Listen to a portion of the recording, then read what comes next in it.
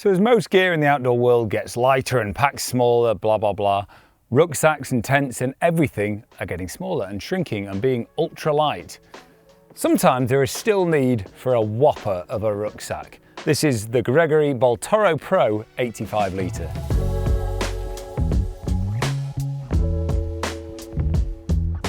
Gregory are a brand that really concentrate on packs. They concentrate on packs and luggage and things like that, and they make some amazing little devices. But rucksacks is where it's at for them, really. And this one for us really fits in our range nicely because, like I've already said, lots of things are getting so light. 50 litres may be smaller for multi-day lightweight backpacking. But every now and again, we do take a huge load and it's going to really need some support. And so this one does it beautifully. Now you might be thinking, what sort of thing are you doing when you need an 85 litre pack? I mean, that is pretty huge. So one of the main reasons we got this in is we work quite closely with a brilliant company called Jagged Globe. They take people all over the world on really cool adventures, and particularly they take people to Alaska. They specify you need around an 85, 90 litre bag, because they go and live on a glacier for like a month and they've got tents and climbing gear and warm sleeping bags and all that sort of stuff. And this will be perfect for such an adventure. But also on the flip side, I've actually just had a really cool adventure which needed a bag just like this as well. I've just been on a camping climbing weekend where I needed in one go all my climbing gear, all my camping gear for the whole weekend. And I take a big rack and a big rope and all that sort of thing and shoes, and then I've got my tent and sleeping bag, and I could quite easily fill 85 litres. So it was really useful to have a bag for such a thing like that. And what the Baltoro will excel at is carrying a big load, because both those examples I just talked about, let's be honest, my bag had quite a few beers in it as well. It weighs a lot.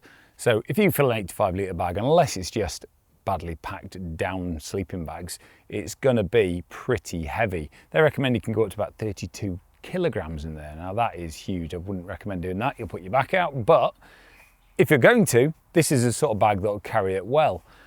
The back system is incredible. It's got a huge frame and really good hip belt, and it's really modular. So there's a couple of different back lengths, and then you can adjust the shoulder straps and the hip belt and the back length, so you can really get a good fit, which is really important when you're carrying a huge load. So like I've said, this is not an ultra light bag. This is 2.5 kilograms, which, if I'm honest, for a bag this size is not bad at all, but it's not trying to be lightest in its class because it wants to be that burly workhorse you're gonna have for a month on a glacier, etc. And also having a back system that can carry weight that well, it's not gonna be thin and spindly. It's gonna be solid, robust, and work really, really well. Fabrics used on this bag are extremely burly, so they've used high density nylon, which a lot of is recycled, and that's really durable, and it can vary from 210 denier to 630 denier depending on the high wear areas, just to save weight and add durability. So obviously the base being 630 denier because that's going to get the most abuse. The water repellency they've put on it is C0, and that's fluorocarbon free or PFAS free if you'd like, so a little bit of a nod to the environment there as well.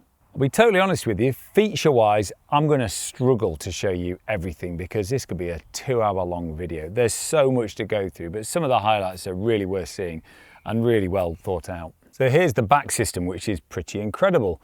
So when you're carrying a big bag like this, no doubt what are you doing, you're going to be sweating, aren't you? So they've quite cleverly made it 90% open mesh, which will be touching your back. So it's really well designed, big and chunky on the lumbar here and smaller pockets here. So for something so big, it does feel pretty breathable. It's not like one of those big FreeFloat back systems where it can like blow all the way through, but that wouldn't really work with a bag of this size. You need the weight a bit closer to you so you can really carry the weight well.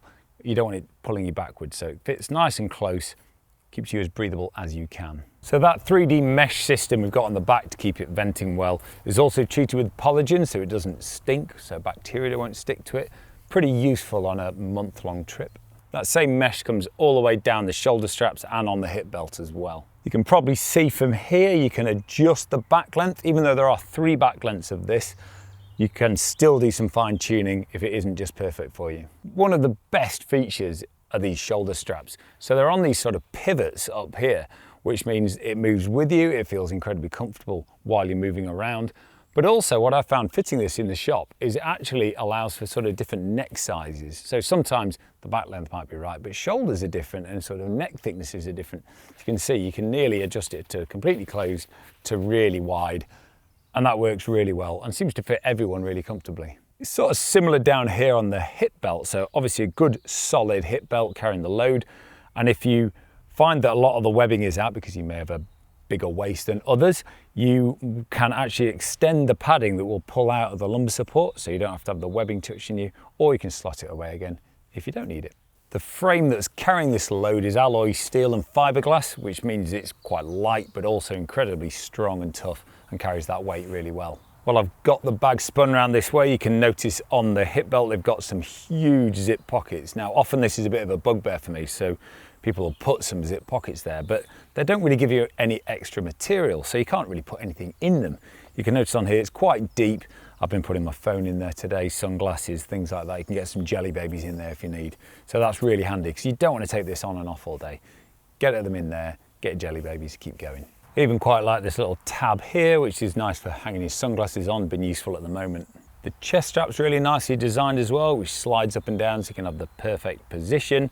And on this side, you'll notice that we've got a little clip style thing, which is useful for putting your water bladder pipe in. That leads us on quite nicely to this cool little feature. It's got to be my favourite. So look, my Nalgene is just sitting there, perfectly ready to be grabbed, even while I'm wearing the rucksack.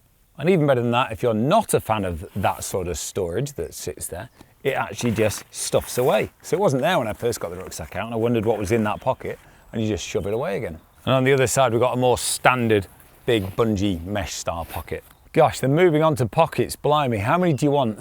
So the top lid has this U-shaped pocket, which is huge, and you can put tons of stuff in there. I think that might be useful for like hats. I could even imagine a flat sun hat going in there, which again might be useful for a bag like this where you're heading with it. On top of that is another little zip pocket, which is sort of more for valuables, keys and wallet and stuff like that. Inside the lid is another pocket, and inside there at the moment is the rain cover that comes with it. Not many bags like this come with a rain cover, so that's quite a nice little feature. Of course, at the front, again, another big mesh pocket, which I really like for maps and things like that. You're getting in and out all the time. Also, if you've got really wet and you want to dry your waterproof jacket, not a bad place to store it. On both sides of that pocket are two more pockets, so nice long pockets here, which have got a huge load of room in there, an extra volume, which is nice. Probably really handy for like a flask or something like that. And then you've got multiple ways of accessing the main compartment.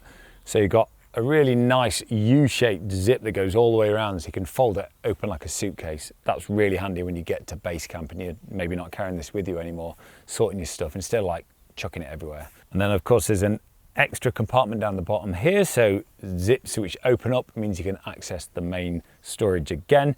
But of course there's a little divider in there which you can choose to use or not.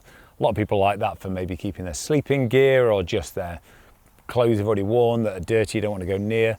But if you like it one big compartment, you can just undo that and have it as one huge void. Underneath there, you've got these extra straps, of course, so if you've somehow filled this, you can still put your roll mat or your tent or something on the outside as well. You have the ability to put walking poles and ice axes on this bag as well, which again, if you're heading to Alaska, is going to be pretty essential. I like the compression straps because, let's be honest, some of the time this is not going to be full to the brim and stuff will rattle around, so you want to be able to cinch it right down, keep it nice and tight so it feels secure on your back. So going into the lid, like I've already mentioned, inside pocket with that rain cover hiding in there. And then you've got an extra bit of material here. So imagine, you know, when it's full to the brim, that's the 85 litre. But the lid will float up and down. So if you ended up putting more gear, like a tent across here, you can float the lid and really stuff extra gear with you. And of course, a nice little clip over the top to cinch it all down. And if particularly you've got a rope there, it'll hold it in place. Dead easy to open up the bag and get in there, and you can tell it's proper burly bag. It's not fully waterproof, but it feels incredibly water resistant and really tough. Inside the bag, as expected, you've got a big pouch there to put a bladder in and a nice hook to stop it sliding down when you're nearly empty. So if you need a whopper of a bag for your next adventure, it's well worth checking out the Gregory Baltoro. Come and try it in the shop if you can, because I'm pretty guaranteed you'll like how it feels. Hopefully you found this video useful. If you really do like it, why don't you give us a like and maybe subscribe as well so we can keep making these videos.